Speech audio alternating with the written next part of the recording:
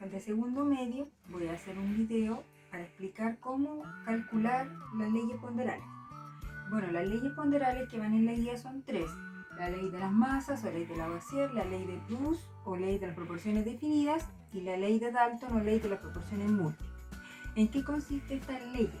Bueno, la primera consiste en lo siguiente: que cuando las materias se combinan, las reactantes se combinan para formar productos, la masa se conserva. Por lo tanto, en una ecuación química balanceada, yo puedo igualar las masas de alguna de las sustancias que se combinan para formar sustancias nuevas como son los productos. Aquí yo puse un ejemplo del metano que se combina con el oxígeno para formar dióxido de carbono y agua. Como ver, la ecuación está balanceada porque, como vimos anteriormente, el balance es importante. Hay que poner números enteros para balancear la ecuación. Y aquí en este caso yo la balanceé por tanteo, es decir, fui viendo qué números me servían y los agregué. ¿Por qué puse el 2 ahí? Porque son 4 hidrógenos en el metano y por lo tanto debo obtener 4 hidrógenos de producto en otra sustancia que es el agua. Y lo mismo el oxígeno. Aquí tengo 2 átomos y este 2 son 4 y acá le agregué un 2 para que también fueran 4 átomos de oxígeno que reaccionaban para formar el CO2 y el agua. Ahora, la ecuación balanceada, a partir de la ecuación balanceada yo puedo sacar cálculos.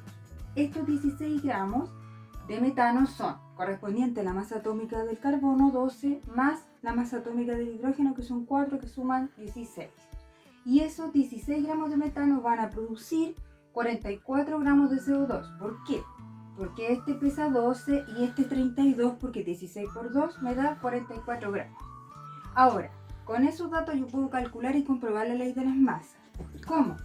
Supongamos que yo tengo 700 gramos de metano. Entonces puedo saber cuántos gramos de CO2 se generan al plantear una proporción sencilla, tomando como base la ecuación original. Por ejemplo, 16 gramos de metano producen 44 gramos de CO2.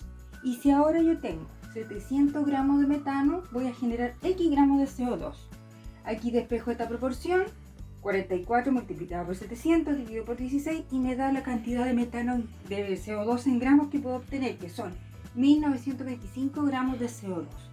Por lo tanto, esta ley dice que cuando se combinan las sustancias químicas reactivos van a dar cierta cantidad de productos que van a ser los sustancias nuevas que es de la ecuación, pero la masa siempre se conserva.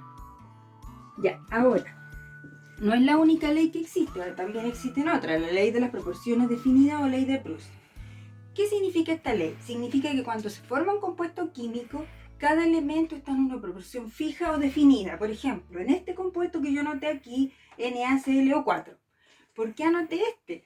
Porque este compuesto es el hipoclorito de sodio o componente del cloro común o la clorinda, como la ubiqué. Recuerden que ahora se desinfecta con cloro, por lo tanto, por eso puse este ejemplo. Dice que tiene una composición definida. ¿Cuál es el porcentaje de cloro en el compuesto? ¿Cómo se hace esto? Primero que todo se sacan los pesos atómicos de la tabla, del sodio, del cloro y del oxígeno. Y después se calcula la masa molecular, pero respetando el número de átomos. Por ejemplo, aquí hay un átomo de sodio 23, uno de cloro 35, pero de oxígeno hay 4, por lo tanto el 16 se multiplica por 4. Se suma y me da la masa molecular, que es 122 gramos. Entonces, a partir de esa masa yo puedo sacar el porcentaje de cloro. ¿Por qué?